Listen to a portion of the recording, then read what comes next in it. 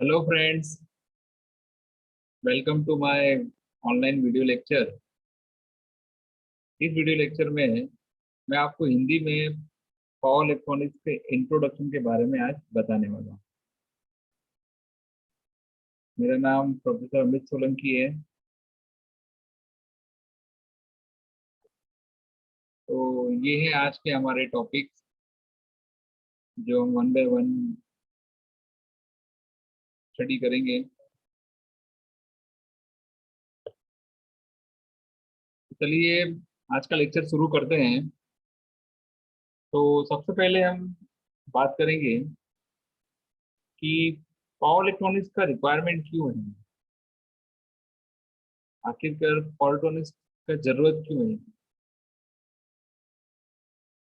तो ये हम डिस्कस करेंगे कि पावर इलेक्ट्रॉनिक्स की क्या रिक्वायरमेंट है, क्या नीड है। ठीक है। तो आपको हमारे कंट्री का एनर्जी सिनारियो के बारे में पता होगा कि हमारे देश के एनर्जी सिनारियो के अकॉर्डिंग क्या है कि जो भी पावर जनरेट होता है, इलेक्ट्रिकल पावर, उसमें से 62% फॉसिल फ्यूल से जनरेट होता है। Fossil fuel means coal, oil and gas. Then बाकी का 18% जो कि न्यूक्लियर पावर से जनरेट होता है। और जो रिमेनिंग 20% है वो कहाँ से आता है हमें? Renewable energy. Renewable energy means wind, solar, ये अधिकतर उपयोग में लाए वाली रिन्यूएबल एनर्जी है। तो एनर्जी सिनारे के अनुसार कि सबसे ज्यादा जो पावर जो जनरेट हो रहे हैं वो कोल के थ्रू हो रहे हैं। ओके। और आपको पता होगा कि कोल का एक लिमिटेड लाइफ टाइम है। आज से 100 साल तक कोल मिलेगा, उसके बाद नो गारंटी। तो अभी तक जो हमारे पास स्टॉक है उसके अकॉर्डिंग हम कह सकते हैं कि 100 साल तक कोल अवेलेबल है। उसके बाद क्या होगा? क्योंकि पावर, इलेक्ट्रिकल पावर, ये तो एक बेसिक रिक्वायरमेंट है हर एक आदमी की, हर एक सिस्टम की। कहीं भी हम जाएं, इंडस्ट्री में, घर में, कॉलेज में, तो इलेक्ट्रिकल पावर सबसे ज्यादा जरूरी है। तो दिन पे दिन रिन्यूएबल एनर्जी का जो परसेंटेज बढ़ता जा रहा है, ठीक है, तो क्वेश्चन ये उठता है कि 100 साल बाद क्या होगा। ठीक है। तो कोल, ऑयल, गैस, ये सब लिमिटेड टाइम पीरियड के लिए है। और मैक्सिमम जो एनर्जी, मैक्सिमम जो पावर जनरेट होता है वो इन्हीं रिसोर्सेज के थ्रू होता है। तो कहने का मतलब ये है कि उसमें पावर इलेक्ट्रॉनिक्स का क्या रोल है।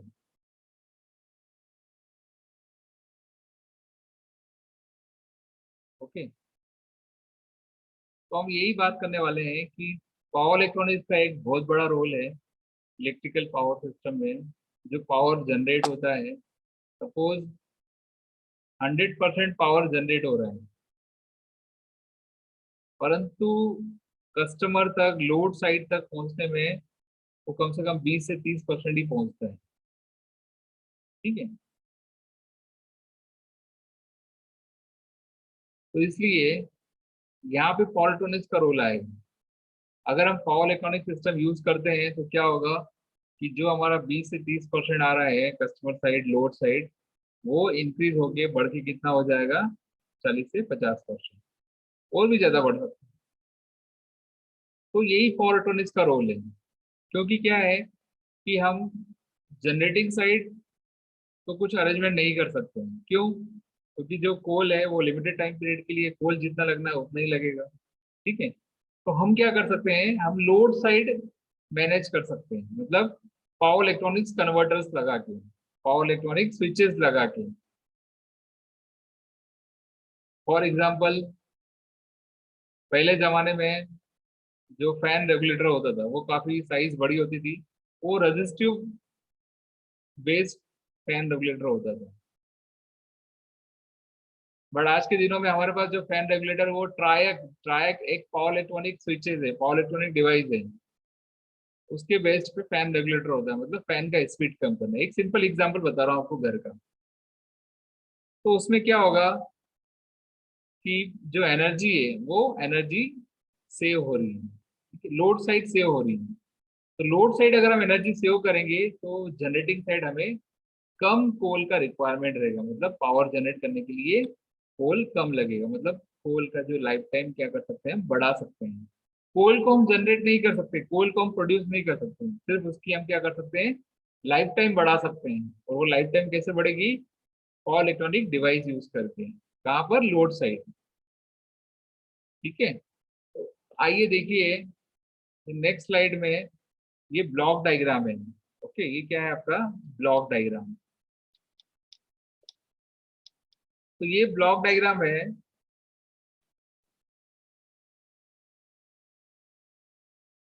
इस ब्लॉक डायग्राम में आप देख रहे होंगे कि चार ब्लॉक है।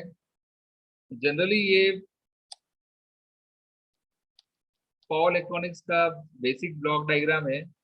ठीक है, इसके थ्रू हम समझ सकते हैं कि पावर इलेक्ट्रॉनिक्स का क्या रोल है।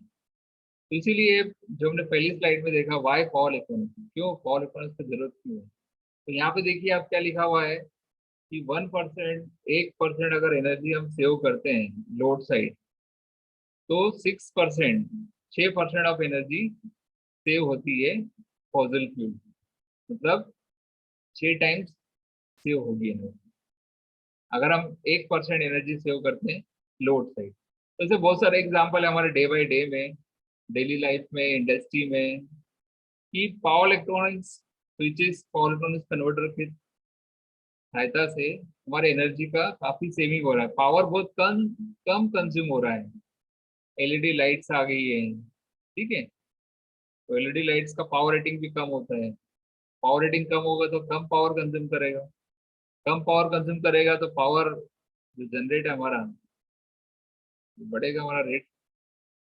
ठीक है, तो ये जो ब्लॉक डायग्राम है, ब्लॉक डायग्राम से हम आपको समझा सकते हैं कि सबसे पहले सोर्स, ठीक है, फिर पावर इलेक्ट्रॉनिक सर्किट, फिर है लोड, ये लोड है, और ये कंट्रोलर है, और ये सोर्स है। तो क्या होता है, सोर्स आपका कुछ भी हो सकता है, एसी, डीसी, बैटरी। ये power electronic circuit, power electronic circuit में क्या हो सकते हैं आपके, रेक्टिफायर हो सकता है, चॉपर हो सकता है, इन्वर्टर हो सकता है। लोड, लोड में आपका मोटर हो सकती है। ठीक है, मोबाइल चार्जर हो सकता है। तो एक सिंपल सा एग्जांपल अगर हम लें मोबाइल चार्जर का, सपोज मोबाइल चार्जर, ये लोड हमारा मोबाइल चार्ज की बैटरी मोबाइल। ठीक है, अभी ये सोर्स आपको मालूम है हमारे पास एसी सप्लाई अवेलेबल है यूनिवर्सली, बट जो मोबाइल की बैटरी होती है वो क्या होती है, डीसी होती है। ठीक है, तब ये सोर्स यहाँ से सिग्नल प्रोवाइड करेगा पावर इलेक्ट्रॉनिक सर्किट को, और यहाँ पे ये आपका लोड है। अब ये लोड तो डीसी है, बट ये हमारे पास सोर्स क्या है, एसी अवेलेबल है। तो यहाँ पे पावर इलेक्ट्रॉनिक्स कौन सा यूज होगा आपका, रेक्टिफायर। तो रेक्टिफायर क्या करेगा, एसी को डीसी में चेंज करेगा। ठीक है, और ये लोड कितना पावर चाहिए इसको, वोल्टेज, करंट, ठीक है, फ्रिक्वेंसी, उस रेंज में ये प्रोवाइड करेगा। ठीक है, तो ये जो लोड है, इस लोड को कितना पावर चाहिए, वो ये फीडबैक सिग्नल है। ये फीडबैक सिग्नल यहाँ से फीडबैक देगा, ये सेंस करके, और इसको सिग्नल प्रोवाइड करेगा। तो ये पावर सर्किट क्या करेगा, इधर वोल्टेज, करंट, जो भी सोर्स है उसको क्या करेगा, इंस्ट्रक्ट करेगा या मैनेज करेगा, उसके अकॉर्डिंग यहाँ पे क्या करेगा, आउटपुट देगा। मतलब लोड की रिक्वायरमेंट के अनुसार, लोड की रिक्वायरमेंट के अनुसार पावर इलेक्ट्रॉनिक सर्किट उसको सप्लाई प्रोवाइड करता है, आउटपुट प्रोवाइड करता है। तो ये बेसिक फंक्शन है पावर इलेक्ट्रॉनिक डिवाइसेस का, पावर इलेक्ट्रॉनिक्स के ब्लॉक डायग्राम का। तो पावर इलेक्ट्रॉनिक्स का ब्लॉक डायग्राम का मीनिंग यही है कि पावर इलेक्ट्रॉनिक्स जो सर्किट है, जो पावर इलेक्ट्रॉनिक सिस्टम है, वो पावर को ट्रांसफर कर रहा है फ्रॉम सोर्स टू लोड। ठीक है, as per the requirement of the load. या फिर सपोज दूसरा एग्जांपल ले, अगर ये डीसी मोटर है यहाँ पे लोड में, ठीक है, और ये हमारे पास सप्लाई एसी है, तो वही रेक्टिफायर लगाएंगे हम। तो डीसी मोटर को कितना वोल्टेज चाहिए, वो ये सिग्नल देगा, फीडबैक सिग्नल यहाँ पर, और ये इसको सिग्नल प्रोवाइड करेगा फॉल्ट टूनिंग सर्किट को। तो उसके अकॉर्डिंग ये फॉल्ट टूनिंग सर्किट क्या करेगा, मैनेज करेगा, ठीक है, कंट्रोल करेगा, और उसके अकॉर्डिंग यहाँ से ये सिग्नल सोर्स के थ्रू मैनेज करके ये पावर टॉनिक ये डीसी मोटर को या मोटर को उसके रिक्वायरमेंट के अकॉर्डिंग उसको पावर सप्लाई प्रोवाइड करेगा। तो ये बेसिक फंक्शन है पावर इलेक्ट्रॉनिक सर्किट का। तो चलिए आइए हम चलते हैं डेफिनेशन पे। तो पावर इलेक्ट्रॉनिक की डेफिनेशन क्या होती है, उससे पहले हम ये दो कोड पढ़ेंगे कि आजकल जो भी नए कंप्यूटर्स हैं, मॉडर्न कंप्यूटर्स, जितने भी इलेक्ट्रॉनिक सिस्टम है, कम्युनिकेशन सिस्टम है, मोबाइल टावर, जितने भी हमारा कम्युनिकेशन सिस्टम है, वो सभी उनका जो लाइफ ब्लड है वो कहाँ से लेते हैं, वो पावर इलेक्ट्रॉनिक से। उनका जो लाइफ का जो ब्लड है, मतलब जो लाइफ को चलाने के लिए जो ब्लड का रिक्वायरमेंट होता है, वो कहाँ से मिलता है उनको, पावर इलेक्ट्रॉनिक से। तो इसके अकॉर्डिंग हम पावर इलेक्ट्रॉनिक्स को डिफाइन कर सकते हैं कि पावर इलेक्ट्रॉनिक्स की एक्चुअल डेफिनेशन क्या होती है। तो देखिए पावर इलेक्ट्रॉनिक्स की डेफिनेशन क्या होगी। पावर इलेक्ट्रॉनिक्स एक इलेक्ट्रिकल एंड इलेक्ट्रॉनिक इंजीनियरिंग की ब्रांच है। ओके, क्या है, power electronics electrical and electronics engineering की ही एक ब्रांच है, जो कि पावर को कन्वर्ट, कंट्रोल और विद हाई एफिशिएंसी, ज्यादा एफिशिएंसी के साथ ट्रांसफर करता है। ठीक है, तो पावर इलेक्ट्रॉनिक्स इलेक्ट्रिकल पावर को ट्रांसफर करता है, कन्वर्ट करता है और कंट्रोल करता है। कहाँ पर, जितने भी बहुत सारे एप्लीकेशंस हैं पावर इलेक्ट्रॉनिक्स पावर सिस्टम के। अभी हम बात करेंगे goal of power electronics. Power electronics का मेन गोल क्या है। तो पावर इलेक्ट्रॉनिक्स का मेन गोल ये है कि ये इलेक्ट्रिकल एनर्जी को वन फॉर्म से अनदर फॉर्म में कन्वर्ट करता है, ट्रांसफर करता है, किसके साथ में, लार्ज इफिशिएंसी, ठीक है, लार्ज अवेलेबिलिटी और हाई रिलायबिलिटी, इन कम से कम कॉस्ट में, कम से कम स्मॉल साइज में और वेट में। तो ये मेन गोल है पावर इलेक्ट्रॉनिक्स का।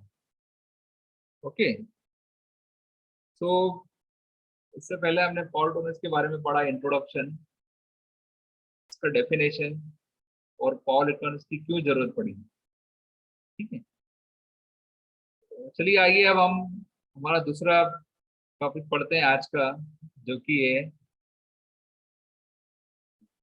अलग अलग टाइप के पावर इलेक्ट्रॉनिक्स कन्वर्टर।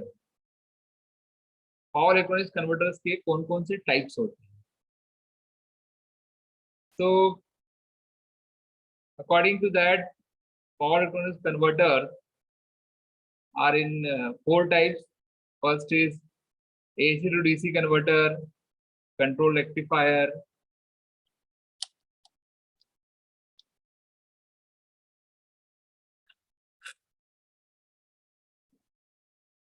तो पावर इलेक्ट्रॉनिक्स कन्वर्टर जनरली चार टाइप से होते हैं।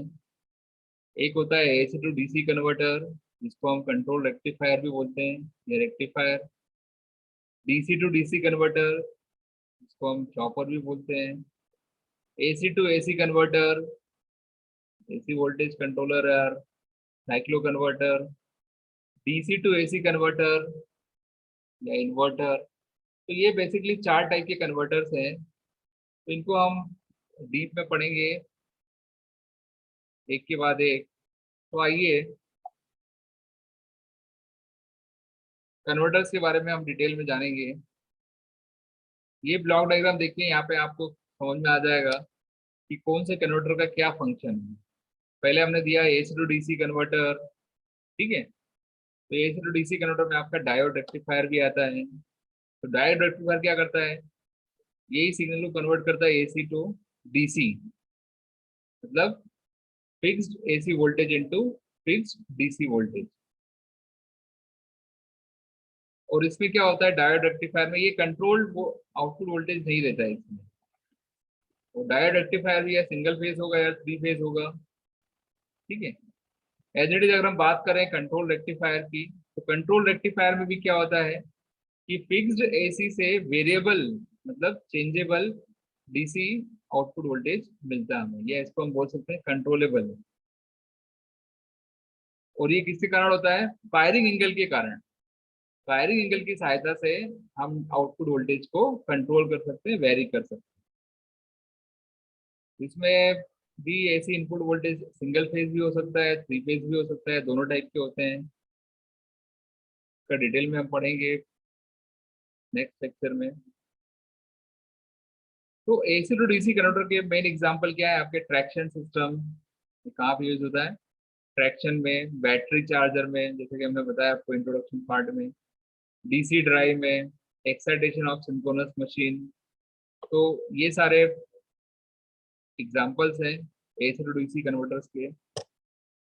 उसके बाद आता है डीसी टू एसी कन्वर्टर, या इसको हम क्या बोलते हैं, इन्वर्टर। तो ये क्या करता है, डीसी को, फिक्स डीसी को आपका वेरिएबल एसी में कन्वर्ट करता है, ठीक है।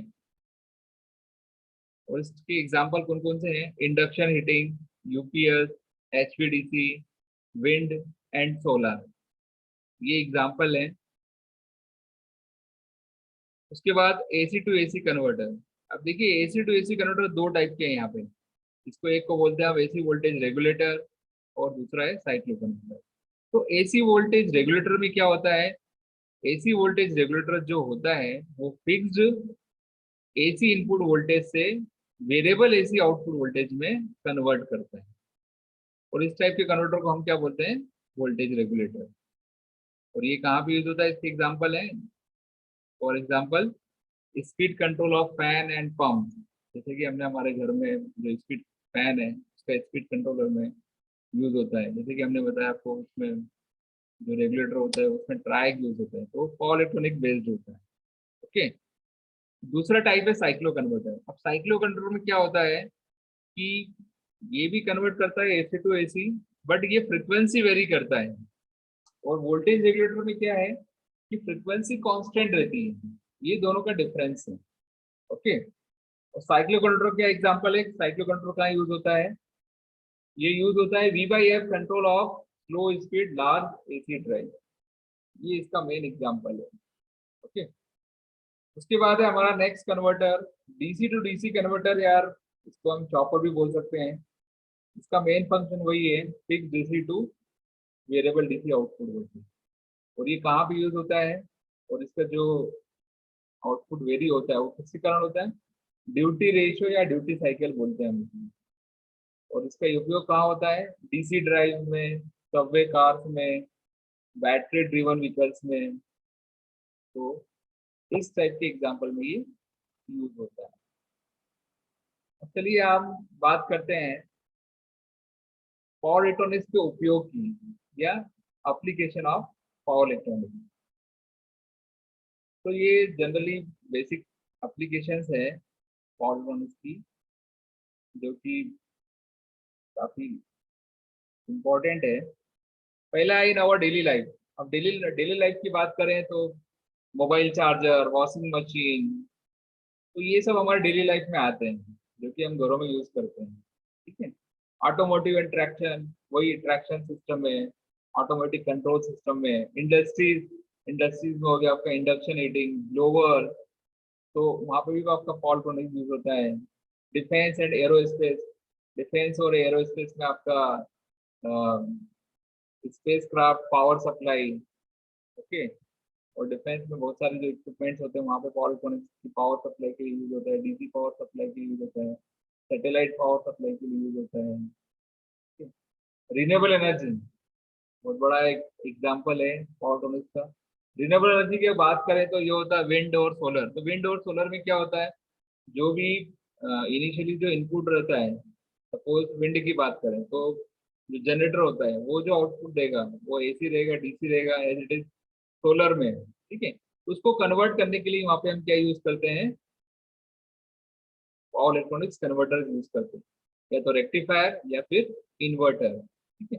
यूटिलिटी सिस्टम में आपके एचवीडीसी सिस्टम आ गया, ठीक है, और भी जो भी इंडस्ट्रीज और डोमेस्टिक में यूज होते हैं ये सारे यूपीएस सिस्टम आ गया, ठीक है। तो ये सब एप्लीकेशन है पावर इलेक्ट्रॉनिक्स के जो कि इंडस्ट्रीज डोमेस्टिक में यूज होते हैं। चलिए अभी हम बात करेंगे advantages of power electronics. Power electronics के क्या क्या एडवांटेजेस। तो सबसे पहला, ये बहुत ही ज़्यादा रिलायबल होता है, बहुत ही ज़्यादा इफिशियंट होता है, इसका मेंटेनेंस काफ़ी कम है, इसका जो ऑपरेटिंग सिस्टम है, जो ऑपरेटिंग रेंज है वो काफ़ी फास्ट है, इसका साइज काफ़ी कम है, काफ़ी लेस साइज है, या इसको बोल सकते हैं कॉम्पैक्ट इन साइज। तो ये सारे एडवांटेजेस है पावर इलेक्ट्रॉनिक्स के, जिसके कारण इसका उपयोग सभी जगह होता है, डोमेस्टिक में, इंडस्ट्रीज में। अभी हम कुछ डिसएडवांटेजेस भी होते हैं पावर इलेक्ट्रॉनिक्स के। हार्मोनिक्स, ये सबसे बड़ा डिसएडवांटेजेस है। क्यों? क्योंकि पावर इलेक्ट्रॉनिक्स में क्या होता है, स्विचिंग सिस्टम होता है। पावर इलेक्ट्रॉनिक्स के जो भी सिस्टम है वो सब स्विचिंग होता है। तो स्विचिंग के कारण क्या होता है, उसमें हार्मोनिक्स सिस्टम के अंदर इंजेक्ट हो जाता है, ठीक है। तो ये एक बड़ा डिसएडवांटेजेस है। Power factor, low power factor, power factor भी लो पावर फैक्टर होता है इसका, और लो ओवरलोड कैपेसिटी, ठीक है। तो ये जनरली तीन डिसएडवांटेजेस हैं पावर इलेक्ट्रॉनिक्स की, हम कह सकते हैं इसका लिमिटेशन। सो बहुत धन्यवाद आपका, thank you for watching this video.